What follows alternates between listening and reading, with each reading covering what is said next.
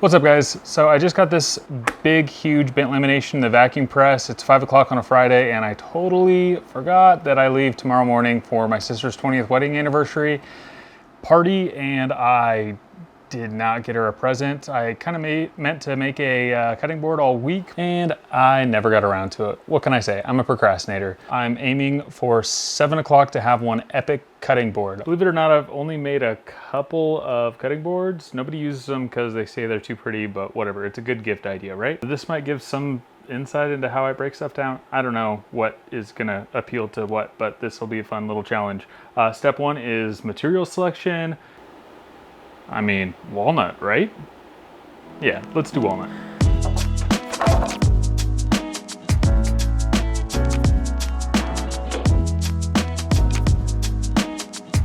This board, I will need 7 strips at half is what, 16, so let's call it by 1.5. So since this is gonna be in grain, whatever, we don't need to go into the math. I'm just gonna chop this up.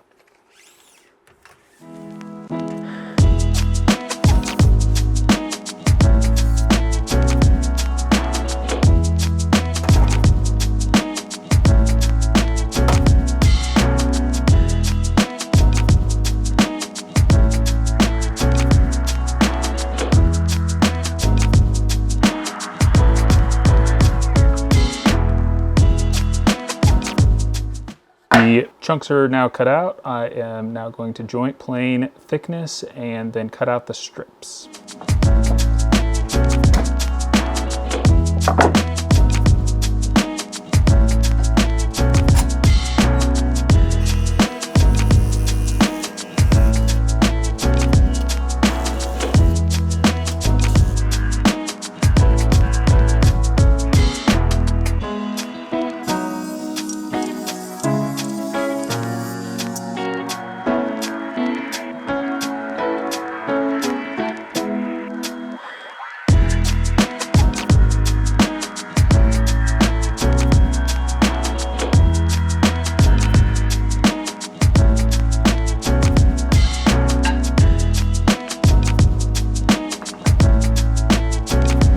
Down, up, down, up, down, up, down. All right, that looks good to me. Let's join it and glue it.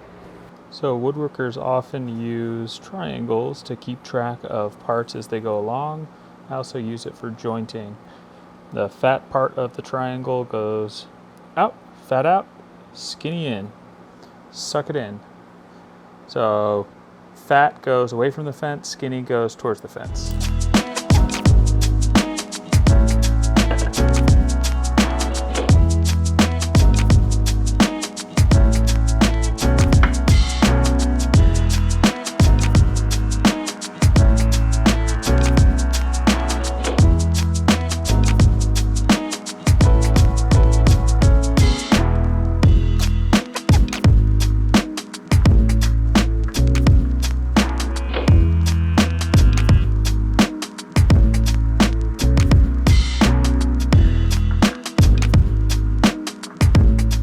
Minute clamping time for typo number 2 is going to be about 30 minutes. I think we could probably get it to tack up a little quicker than that. It's 80 in the shop right now. So we'll get this panel glued up. I'm gonna go have a corn dog and we'll come back and slice it up.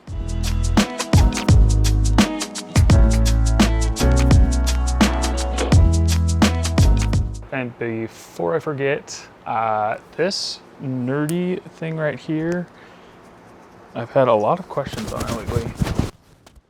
Fender washer, skin side, the rare earth magnet, outside, metal clip, fucking nerdy delight.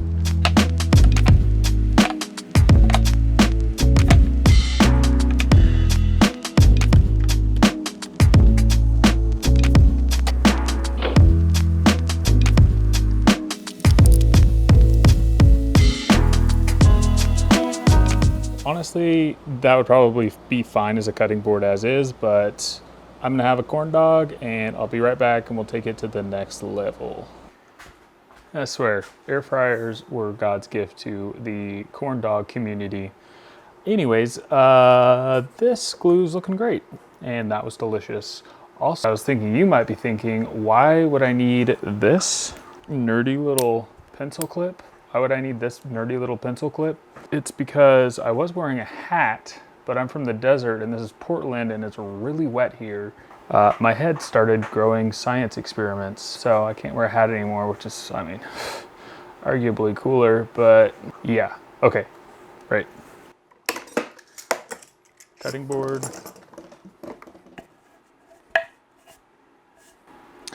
Hunk of wood. Let's join it and slice it up. Shoot. You know what I forgot is 10-inch joiner. How about a 10-inch by 20-inch cutting board?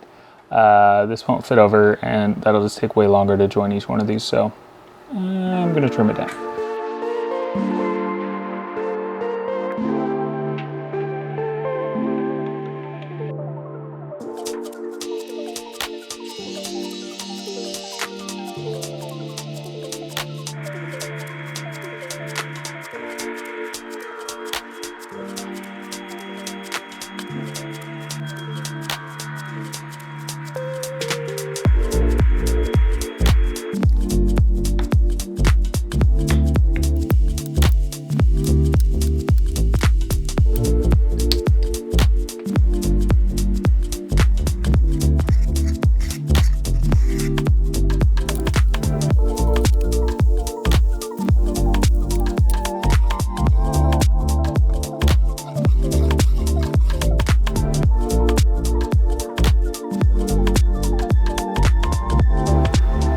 Is that not the cutest little plane you've ever seen in your life?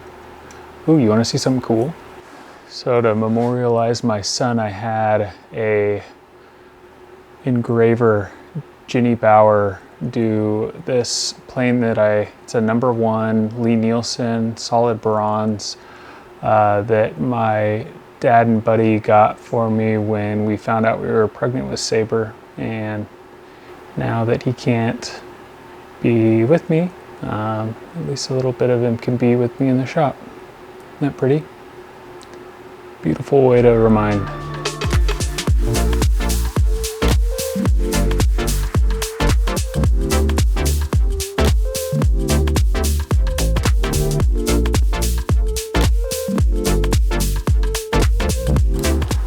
Way too much glue.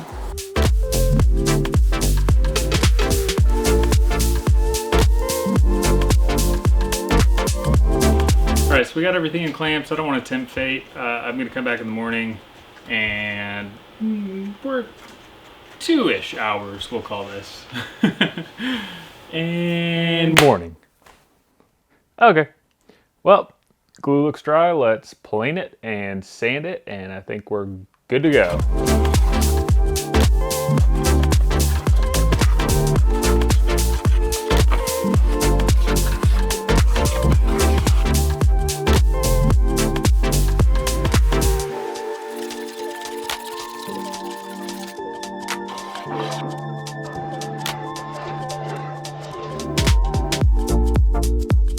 All right, we're gonna put some little feet on the bottom of this. I like to have a little lip underneath my cutting board to kind of get a handle on it, especially when like your hands are wet, just to grip right underneath. So I'm gonna take a chamfer off of that underside. You can avoid blowing out the backside by taking a little corner off your exit, so you don't have to come in from both sides. Otherwise, you really want to focus on coming in from both sides and working towards the center.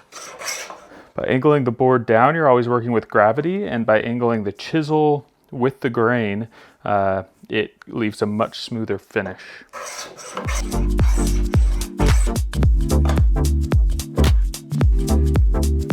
I've sanded to 400, and I've got these little rubber baby buggy bumpers that keep it from slip sliding around while you're cutting on it. And we'll drop those in. I could just screw them to the bottom, but I think they'll look nicer if they're inset. Just a touch, and then we'll get some oil on it. And that is the part you've all been waiting for.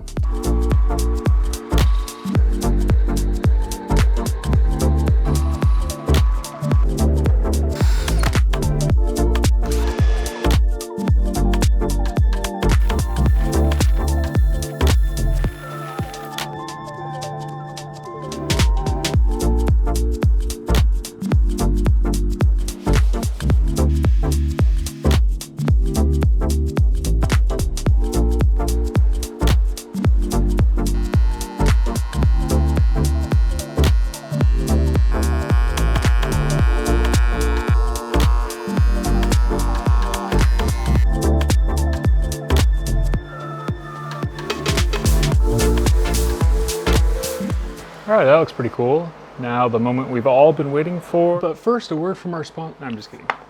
I'm gonna seal the bottom with shellac. That'll seal it. What I've had experience with is that if you don't seal the bottom, any finish you put on the top just kind of like drips down through the grain.